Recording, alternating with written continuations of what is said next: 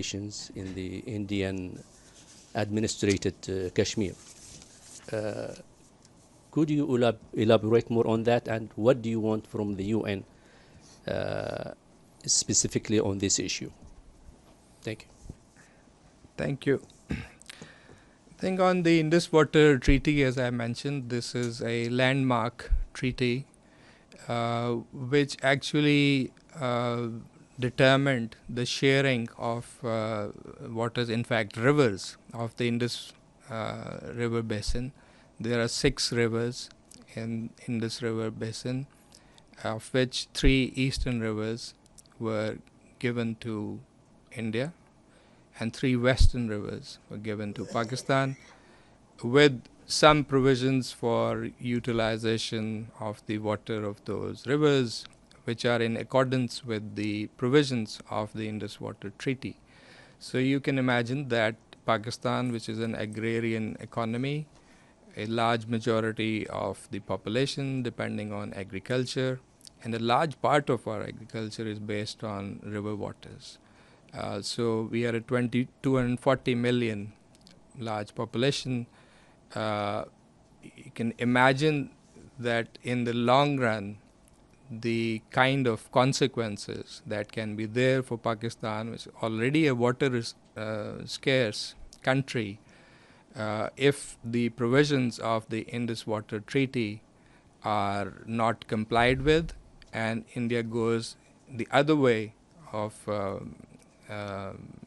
having projects which it has done in the past, some major projects which were not in line, the designs of those projects were not in line with the provisions and requirements of the treaty. So if we go that route, in the long run, it is going to have serious consequences for Pakistan, for the people of Pakistan, for the society of Pakistan. That's why you see that the National Security Committee has said that if India actually tries to stop or divert the flow of waters of these 3 rivers, it will be constituted as an act of war. So it's a serious issue. That's why we have mentioned this. We are going to agitate this, raise this at the appropriate forums, and we hope, in fact, that reason will prevail and that India will revert this unilateral announcement of putting this treaty into abeyance, because I think this is a fundamental treaty that is governing the some of the crucial aspects of diplomatic and bilateral relations between our 2 countries. It has withstood the test of time. It has withstood adversarial moments, even wars, and we believe that it would make sense for India to revert this action. You mentioned about the human rights violations in Indian illegally occupied Jammu and Kashmir. That has been a long-standing problem. This is one aspect of the whole situation of Jammu and Kashmir, which is a territorial dispute, it's a political dispute, but there are the humanitarian and human rights dimensions of this dispute, which are directly impacting the daily lives of the Kashmiri people for many years now. And this situation has been documented by international human rights organizations, Human Rights Watch, Amnesty. There you have 2 major reports of the High Commissioner for Human Rights on the situation of human rights in Indian illegally occupied Jammu and Kashmir. So there is a whole list of documentation that is available. There is this reign of terror which is there on the Indian side of Kashmir. In the wake of this particular incident, there are reports that they have gone ahead and bulldozed without trial the homes of the Kashmiri people, which they said was suspected. I mean, there have been arrests under vague terror charges, daily harassment under pretext of counterterrorism. So there's a whole lot of actions that have been there in recent years, extrajudicial killings, this use of pellet guns, rape as a weapon of war, persecution of women, in particular targeted attacks against girls.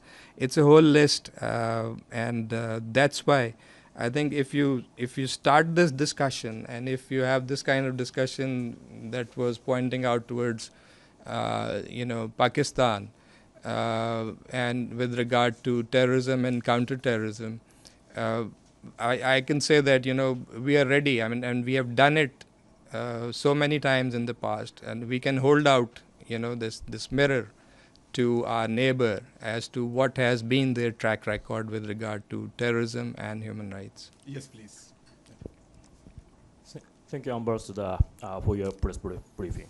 My name is Yu from Kyoto News, Japanese news agency. I have two questions. One is simple, to be more clear about good office by Secretary General.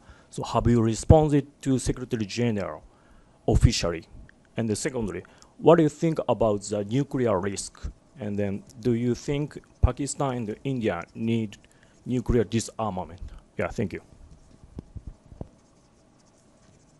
Thank you for those two questions. On the first, I think I was pretty clear and I explained in detail.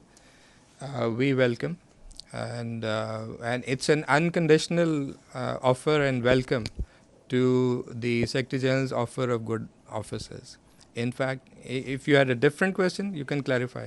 Yeah. Did you respond officially to the Secretary General? Did you answer to the Secretary General? Yeah. In fact, I can tell you that we invited him to play that role. And even in my recent meeting with the SG, and this is what the Prime Minister also conveyed to the SG, that we accept and we welcome his role. And we have, in fact, suggested to him to visit the region. So that means we have officially accepted. We wanted to encourage him to play that role. So obviously we will accept. And on your other question, I deliberately did not mention that. Everyone knows that Kashmir is often termed as a nuclear flashpoint, but I believe that Pakistan is a responsible nuclear weapon state. I assume that India also exhibits that same kind of responsibility, and we should not contemplate a situation that would move in that direction. Yes, please. Hello, Mr. Ambassador. Thank you so much for the briefing. This is Ahmed Ali speaking on behalf of Sphinx News TV. It has been alleged that prior to the attacks on the Indian-administered Kashmiri region, India has administered thousands of permits for the settling of Hindus into the region. Kashmiri residents have expressed public condemnation for this since the revocation of Article 370 in 2019. Does this somewhat recent development have any relevance to any pre-existing escalating tension between India and Pakistan prior to the attacks? Or to your knowledge, was there any progressive dialogue between both the Pakistani and Indian administration about this? Thank you.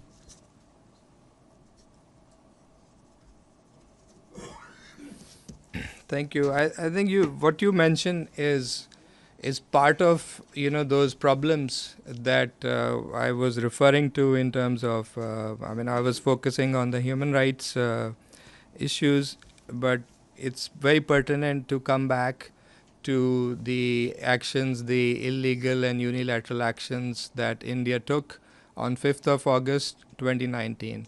And the primary purpose of those actions was to undermine the internationally recognized disputed status of Jammu and Kashmir, and eventually they showed through their other measures that they instituted that they were in fact going for this demographic change of demographic composition of the disputed territory, which in fact is in violation of the relevant Geneva Conventions. So this is something that they have been doing. There are credible reports of the Indian administration in the Indian illegally occupied Jammu and Kashmir of actually issuing certificates, domicile certificates to non-residents, which was never possible before the revocation of those the constitutional provisions. This is a serious, action that not only violates the relevant Security Council resolutions, but it puts into jeopardy, because if you are altering the demographic composition of a territory whose final status is yet to be determined according to the UN resolutions by a referendum or a plebiscite under the UN auspices. So changing of this demographic composition is very, very serious. And so from that perspective, it's one of the many escalatory steps that India has taken since August 2019. And it is all contributing to the very precarious situation that is there on the Indian side of Kashmir.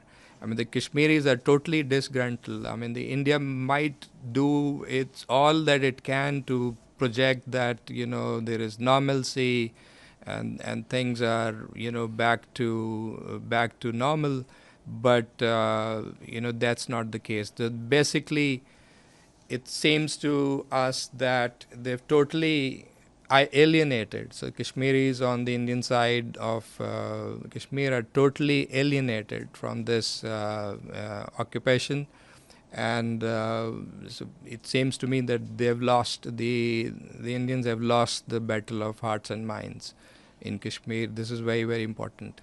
So, since we have come to the close of our deadline, so one quick question.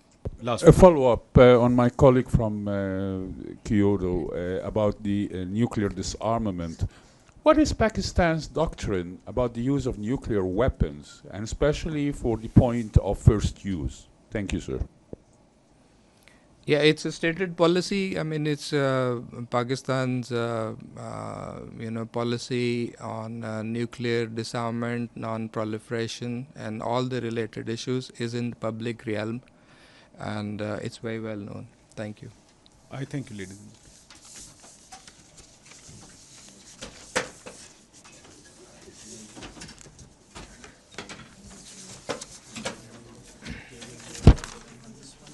Thank you. Thank you.